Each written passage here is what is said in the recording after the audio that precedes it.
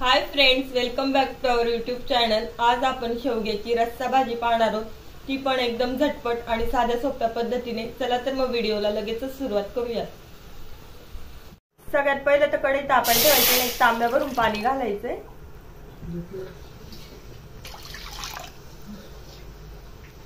एक चमचा भरून खडे मीठ घालून घ्यायचंय, छोटा चमचा। पाण्याला उकळी आली की त्याच्यामध्ये शेंगा घालून घ्यायच्या।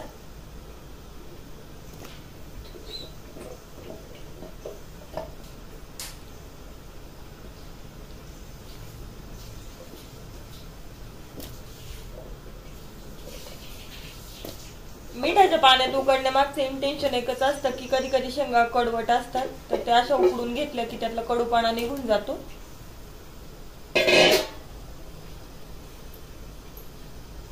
झाकण ठेवायचे आणि 1-2 मिनिटं उकळी काढून घ्यायची पाण्याला।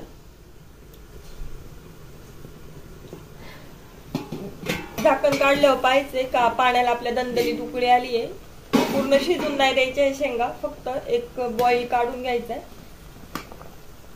उरलेले शेंगा आहेत ते आपल्या कालवणात शिजल्या जातात, परंतु अशा शेंगा उकडून घेतल्या की कालवण कधीच कडू लागत नाही। नाही तर खूपदा असं होतं की शेंगा कडू लागतात आणि मग कालवणाची पण टेस्ट बिघडते।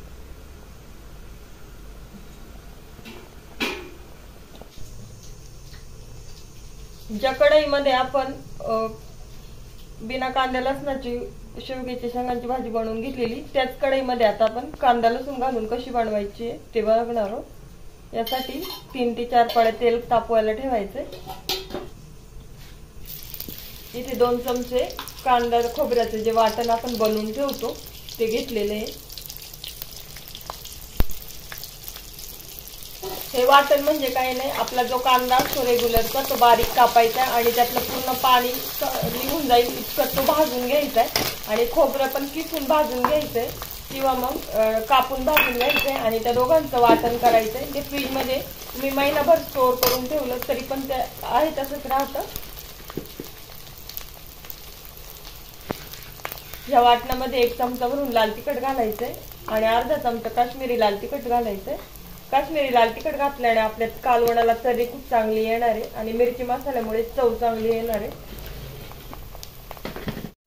यातच गरम मसाला पण थोडा घालून घ्यायचा आहे।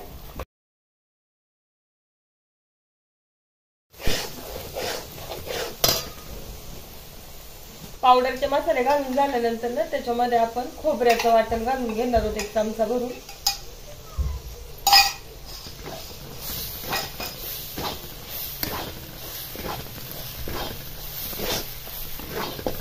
आणि चांगलं परतून द्यायचंय आणि त्यातच लगेच शेंगदाण्याचं पण वाटण घालायचं 1 ते 1.5 चमचा। ही तिन्ही वाटणं तुम्ही जर बनवून ठेवली तर खोबऱ्याचं वाटण 4 ते 5 दिवस चांगलं राहतं, शेंगदाण्याचं वाटण पण 4-5 दिवस टिकतं, परंतु कांदा खोबऱ्याचं वाटण आहे ते अगदी महिना 1.5 महिना सुद्धा तसंच राहतं। फक्त कांदा खोबऱ्याचं वाटण करताना एक लक्षात घ्यायचं, पाण्याचा अंश थोडा पण ठेवायचा नाहीये। आणि खोबरं शेंगदाण्याचं वाटण करताना तर आपण कोथिंबीर आणि खोबरं पाणी घालूनच वाटतो शेंगदाणे, त्यामुळे त्यात पाणी असतं, त्यामुळे 3-4 दिवसात ते संपवायचे। थोडीशी कोथिंबीर घालून घ्यायची आणि कढीपत्ता तर तेलामध्ये घातलात तरी चालेल किंवा असं नंतर मसाले परतवलेत नंतर घातलात तरी चालेल। मसाला खाली लागला असं वाटलं तर थोडंसं पाणी घालायचंय आणि हलवून द्यायचंय।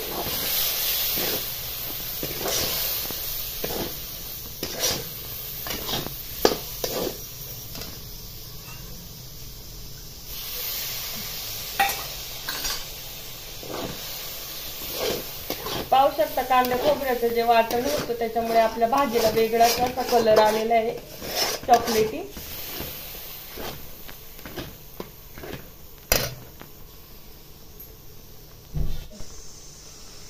तयार फोडणीमध्ये ज्या उकडून घेतलेल्या शेवग्याच्या शेंगा होत्या त्या घालून घ्यायच्या।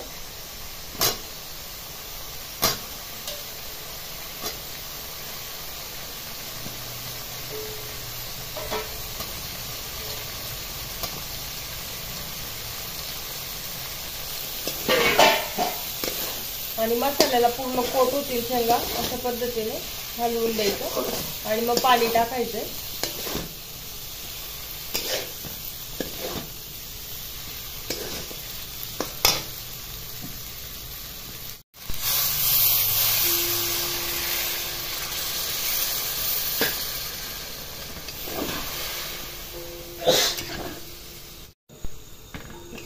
त्यानंतर ना बेताने पाणी घालायचं आणि आपल्याला जसं कालवण हवंय, कितपत घट्ट कितपत पातळ, त्यानुसार पाणी ऍडजस्ट करायचं. इथे एक तांब्यावरून पाणी लागलेलं आहे आपल्याला एवढं कालवण करायला.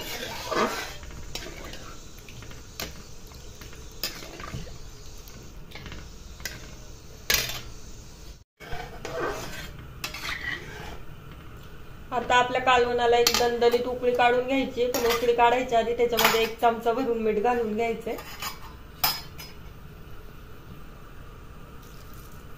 इथे खडी मीठ वापरले. तुमच्याकडे जर बारीक मीठ असेल तर थोडंसं कमी घालायचंय, कारण आपण शेंगा उकडताना पण घातलं होतं मीठ. त्यामुळे आता फक्त मसाला आणि रस्सा आहे त्याच्यापुरतंच मीठ घालायचं.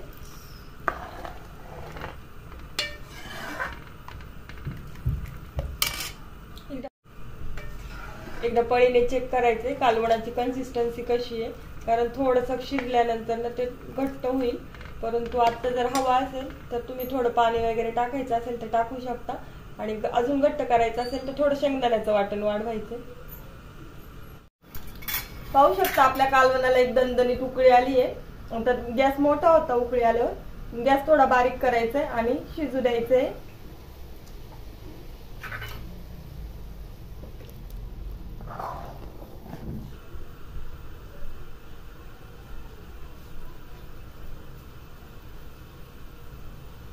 अशा पद्धतीने तयार आहे आपली गरमागरम शेवग्याच्या शेंगांची रस्सा भाजी.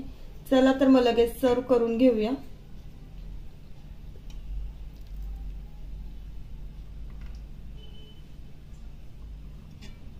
आमचा आजचा व्हिडिओ संपूर्ण पाहिल्याबद्दल धन्यवाद.